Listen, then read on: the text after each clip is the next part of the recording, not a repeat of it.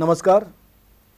Stress, strain, pressure, हर कोई इसके साथ जूझ रहा है। ये कोई नहीं कह सकता है कि वह इससे अछूता है, कोई अधिक कोई कम, लेकिन हर किसी की ज़िंदगी का यह अहम हिस्सा बन चुका है। तभी तो कहा जाता है कि हमें खुश रहने का प्रयास करना चाहिए। हंसना बहुत ज़रूरी है, लेकिन हंसाने के लिए एक एटमॉस्फेयर क्रिएट किया जाता है और यह काम बखूबी करते हैं कॉमेडियन, हास्य कलाकार। अस्तित्व, भाषा, संस्कृति और विरासत के आज के अंक में आपकी मुलाकात करवाएंगे एक ऐसे ही स्टैंड अप कॉमेडियन से जिनसे आप भली भांति परिचित हैं, अनिल चिंगारी। अनिल जी, आपका एक्सरसाइज स्टूडियोज में बहुत बहुत स्वागत है। शुक्रिया जी। कितना मुश्किल है किसी को हंसाना इस दौर में, जब चारों तरफ से प्रेशर है, वर्क प्रेशर है, घर का प्रेशर है, समाज का प्रेशर है। तो सबसे पहले मैं आपका, रजत जी, आपका और सभी साथियों का और स्पेशली एक्सेलसियर का शुक्रगुजार हूं कि आपने मुझे इस लायक समझा कि मैं आज आपके बीच और नाजरीन के साथ रूबरू हूं। आपने स्ट्रेस और स्ट्रेन की बात की। पुरानी कहावत है, नो पेन नो गेन। बिल्कुल, हाँ। और हमारा अगर स्ट्रेस स्ट्रेन ना हो तो हम जैसों का कारोबार ही बंद हो जाए। डॉक्टर का काम क्या रहेगा फिर जी। लेकिन बिसाइड दिस, टेंशन जो है वो तब तक है, कोई भी बीमारी जो है वो तब तक है, या डिप्रेशन है, टेंशन है, स्ट्रेस है, वो तब तक है जब तक आप उसको लेते हैं। सब कोई भी बीमारी जो है ज़हनियत से स्टार्ट होती है, आपके सोच पर सब डिपेंड होता है। तो जैसे मैं कहूँगा कि वो कोई शख्स नहीं है जिसके अंदर कोई कलाकार नहीं छुपा, कोई टैलेंट नहीं छुपा, या कोई ऐसी चीज़ नहीं छुपी जिससे वो मुश्किलों से इजीली लड़ सके, बट हम लोग वो चीज़ बाहर आने नहीं देते। एक्सप्लोर करने की ज़रूरत है। हम लोग वो क्या है, टेंशन पड़ गई क्योंकि देखा नहीं होता ऐसी चीज़ों को, लेकिन हर रात के बाद एक सुबह है, हर दिन के बाद एक रात है। जैसे हर चीज़ के दो पहलू हैं, तो ये गम भी ज़्यादा देर तक आपका ज़मीन गोल है। बिल्कुल, ज़मीन गोल है जी। और गम है तो खुशी भी है।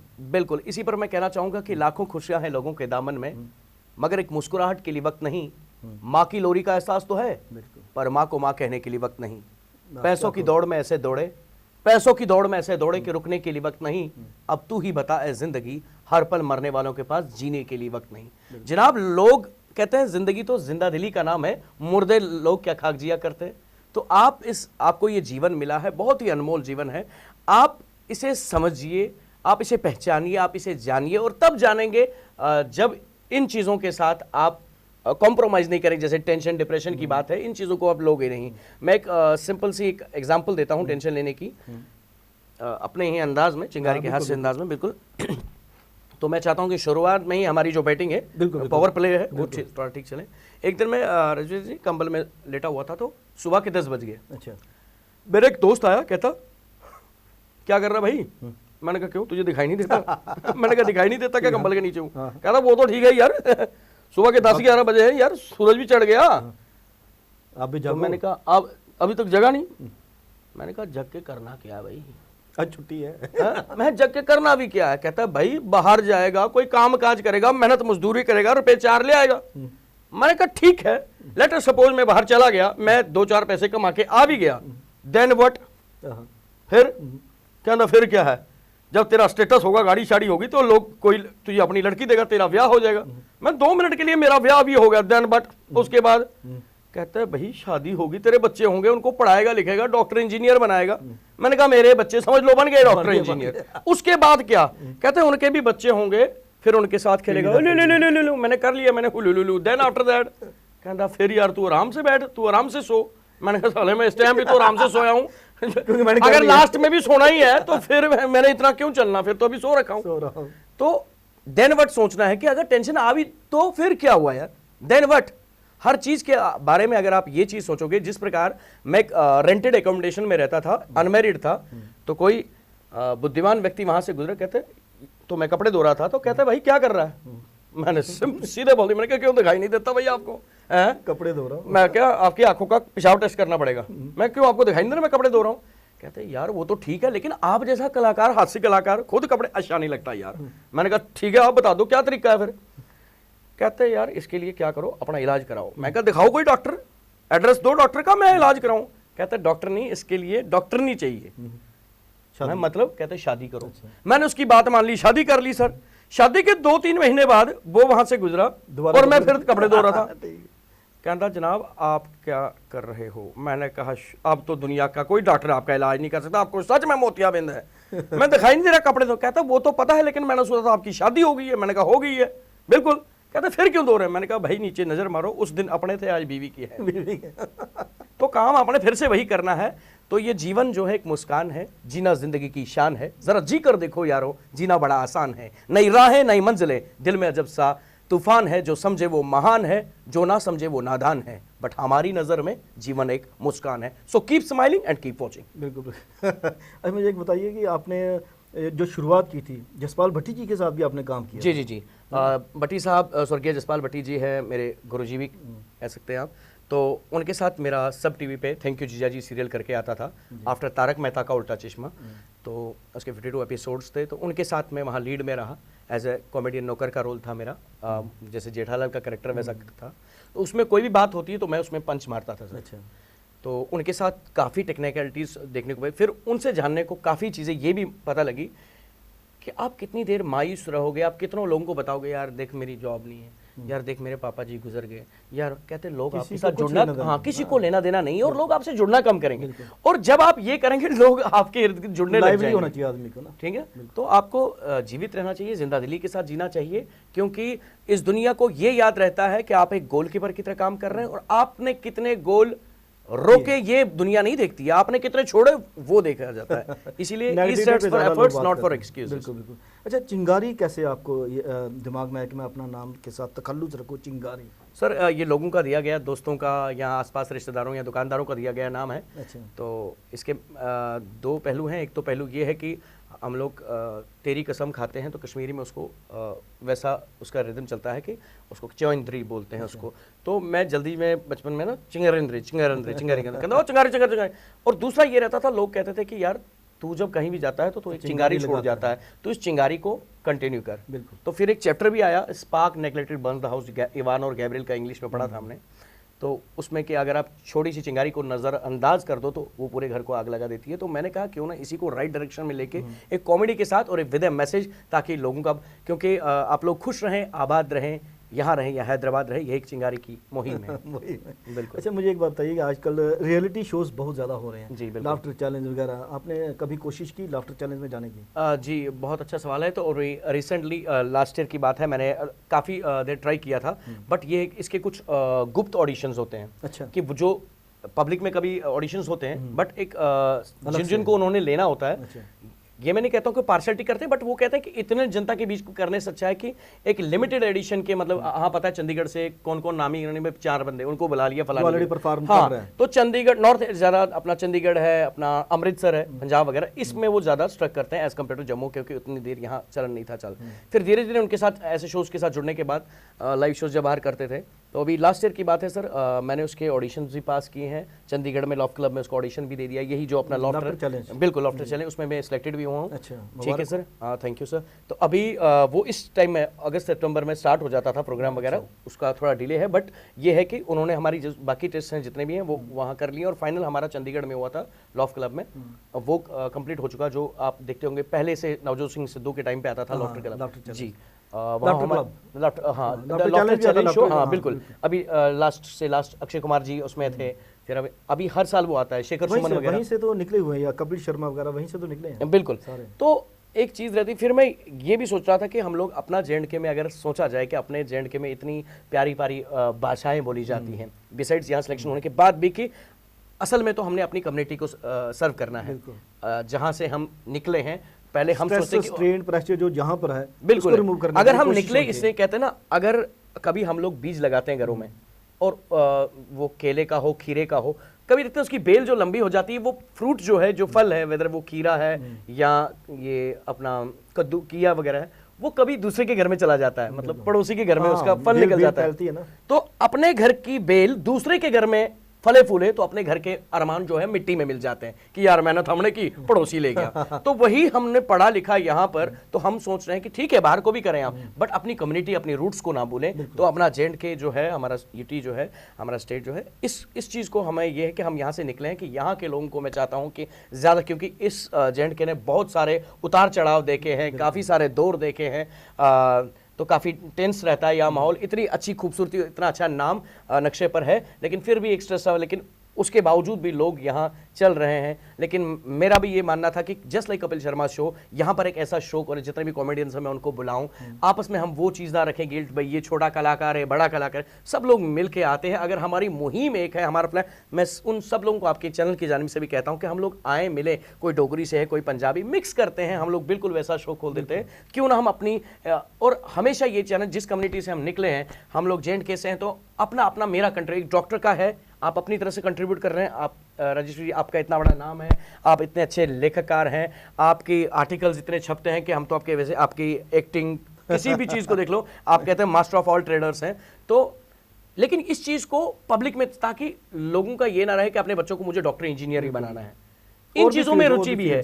अगर एक साहित्यकार और कलाकार, आपने देखा होगा जब भी स्टेज पे शोज, मैं नाज़रीन को ये बताना चाहूंगा, आप जब देखते हैं कि एक स्टेज पे शो होता है, नीचे जब ऑडियंस बैठे तो एक कलाकार जो है स्टेज के ऊपर बैठा रहता है, क्योंकि उसकी पदवी चाहे नीचे जज तक बैठा हो या कोई भी पॉलिटिशियन, कोई भी एडमिनिस्ट्रेटर बैठा हो, उसकी जगह ऊपर होती है कलाकार की, क्योंकि एक कलाकार एक साहित्यकार है जो हमारे कल्चर को रिश्ता है। और सबसे बड़ी बात है कि एक समाज में चेंज लाता है, कि जो हमारे सोशल एवल्स हैं, ड्रग एडिक्शन है, बाकी कोई भी चीज़ है, आपने देख रहे हो नुक्कड़ नाटक होते हैं या कुछ होता है, या आप संस्कृति के बारे में लिख रहे हैं, तभी जो हमारी डोगरी के, आपकी खास जो आप डोगरी फोक के ऊपर या बाकी चीज़ें लिखते हैं कि हमारा घराना, ये क्या चीज़ें क्या थी, हमारा कल्चर क्या था, वो गितरू क्या था, वो पाखा ब्याह में क्या थी, तो उस चीज़ से जो नई जनरेशन है वो चीज़ बची रहती है सर, वो प्रिजर्व रहती है आपकी लिखाई से, आपकी वो। तो ज़रूरत है इन चीज़ों को आगे लाने की, मैं नाज़रीन से कहूँगा इन चीज़ों को एनकरेज करने की ज़रूरत है। और क्यों ना हम, जो मैं अभी शो की बात, एक लॉफ्टर थेरेपी के साथ साथ उसमें हम गेस्ट ऐसे ऐसी हस्तियों को रखें कि सो दैट कि हमारा जो आने वाला जनरेशन है वो भी अपनी माँ बोली को, जो मातृभाषा है, उसको ना भूले, अपने कल्चर को ना भूले, और एक शान और शौकत के साथ, जैसे मैं बता रहा हूँ कि चेहरे पे मुस्कान के साथ।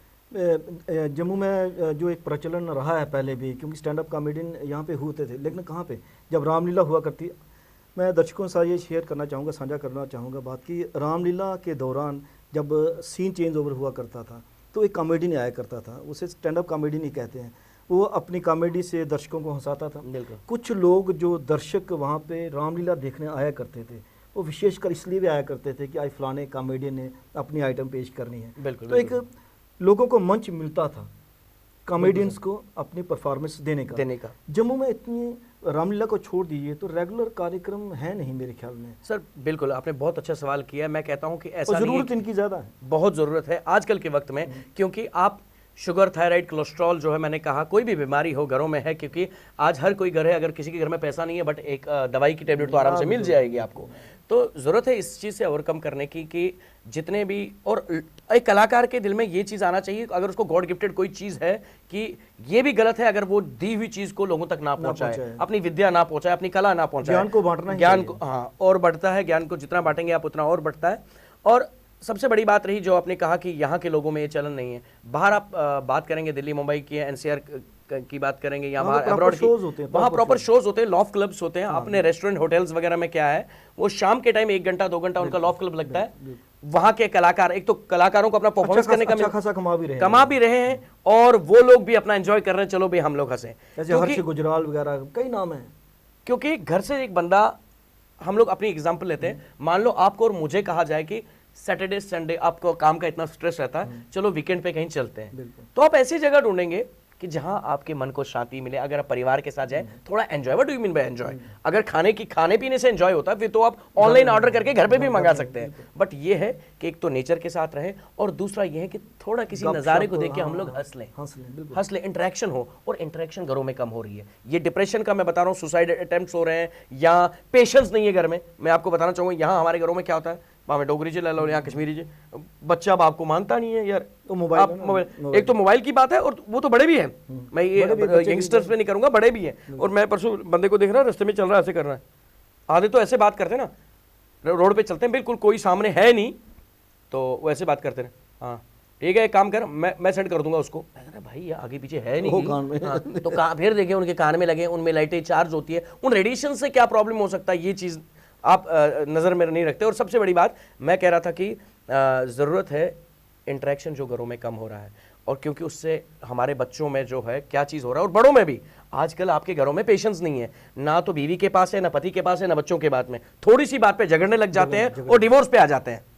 कि जो पहले हमारे माँ बाप की डर था, लिहाज था, वो शर्म हया थी, वो चीज़ खत्म हो चुकी है। वो इस चीज़ से क्योंकि इंटरेक्शन है ही नहीं, क्योंकि हम बच्चों को 98% कोचिंग सेंटर्स में तो भेज देते हैं, बट उनके पास मॉरल वैल्यूज नहीं है, वो संस्कार नहीं है कि आपको बड़ों के साथ कैसे बात करनी है या बाकी चीज़। ठीक है, जस्ट लाइक मैं आपको बताता हूँ, बात कर रहे होते हैं, अरे विनय एक काम करो, डैडी आपको बड़ा वाला है, आपको क्या वाला है यार, छोड़ो यार, पागल हो गया आप, क्या इसको पहले जे एप्लीकेशन में जाते हैं फिर जे करते हैं यार। आप तो बाप को सिखाएगा, जिस बाप ने आपकी बेस बनी, जिसने आपको जन्म दिया, आप माँ बाप के साथ कैसे रूडली बिहेव कर रहे हो। आप कितने भी डॉक्टर इंजीनियर बनाओ, मेरे हिसाब से तो वो चीज मैं कह रहा हूं कहीं भी काउंट नहीं होती, वो जीरो के जीरो है, जब तक आपके पास मॉरल वैल्यूज और संस्कार नहीं है। वही संस्कारों से हम अपने बच्चों को दूर रख रहे हैं। पढ़ाई में तो हम सिर्फ कंपीट कराते हैं कि, और वो भी अपने ही बच्चे के साथ। घर में दो भाई हो, एक भाई दूसरे को कहता है देखो भाई श्रेया ने, मेरे भाई की बेटी ने 97% ले आते हो ना, तू बैठा था यहाँ चपल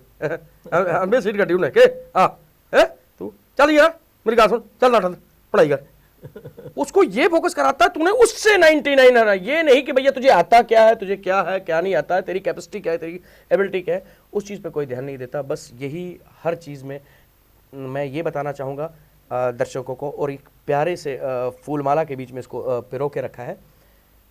आज हम फेसबुक पे, सोशल मीडिया सब लोग यूज़ करते हैं, अपने परिवारजनों को जो सामने उनको टाइम नहीं दे पाते, बच्चों को नहीं, बीवी को नहीं, पति को टाइम नहीं दे पाते हैं, बट उनके हमारे जीवन से चल कितने अजीज़ जाने, हमारे रिश्तेदारों में, दोस्तों में, आस पड़ोस में कितनी जाने यहाँ से चली, कितनी हस्तियाँ यहाँ से चली गई हैं, और बाद में हम हमारे लिए बहुत आसान हो जाता है फ़ोन के ऊपर टिप करना और वहाँ रिप लिखना, rest in peace, Om Shanti.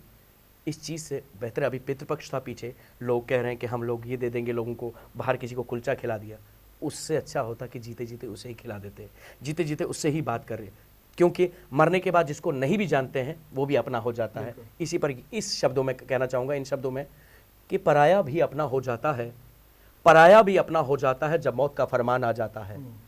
पीछे न मुड़ कर देखने वाला, पीछे न मुड़ कर देखने वाला कफन उठा उठा कर देखने आ जाता है। ऐ मौत तुझमें कुछ खास तो है, तू जब आ जाती है तो बरसों का फसाद पल भर में खत्म हो जाता है। तो दोस्तों, जिंदे रहते रहते हर किसी की कदर कीजिए, रिलेशन बढ़ाइए, अपने रिश्तेदारों के पास दोस्त 10 मिनट 5 मिनट, वो जो हमारा स्टक होना है कि हम लोग 4-4 गेमों में 8-8 घंटे, कैंडी क्रश है, बाकी चीज़ों में, ड्रीम 11 में, बाकी चीज़ों में टाइम बिता, ज़रूरत है कि उन चीज़ों के साथ, रूट्स के साथ आप जुड़े रहें, आप तभी सेहतमंद रह पाएंगे। बिल्कुल बिल्कुल, आपने बहुत अच्छी बातें की, और एक कॉमेडियन के मुंह से इतनी सीरियस बातें सुनना वो जाहिर करता है कि अंदर जो है वही बाद में उसको कॉमेडी के तौर पर पेश किया जाता है कि लोगों के चेहरे पर मुस्कान लाई जा सके।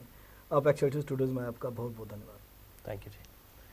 अस्तित्व, भाषा, संस्कृति और विरासत के इस अंक में आपने अनिल चिंगारी जी से जो बातें सुनी, उन्होंने उसमें ये साफ साफ बेबाक कहा कि हमें अपनी मॉरल वैल्यूज़ को भी ध्यान में रखना चाहिए। जो रिश्तेदार हैं, जो सगे सरबंदी हैं, उनके साथ बातचीत करने के लिए वक्त निकालना चाहिए, इससे बड़ी और कोई नेमत नहीं होती। एक्सएलटी स्टूडियो से करण सिंह कैमरा पर्सन के साथ राजेश्वर सिंह राजू को अब दीजिए इजाज़त। नमस्कार।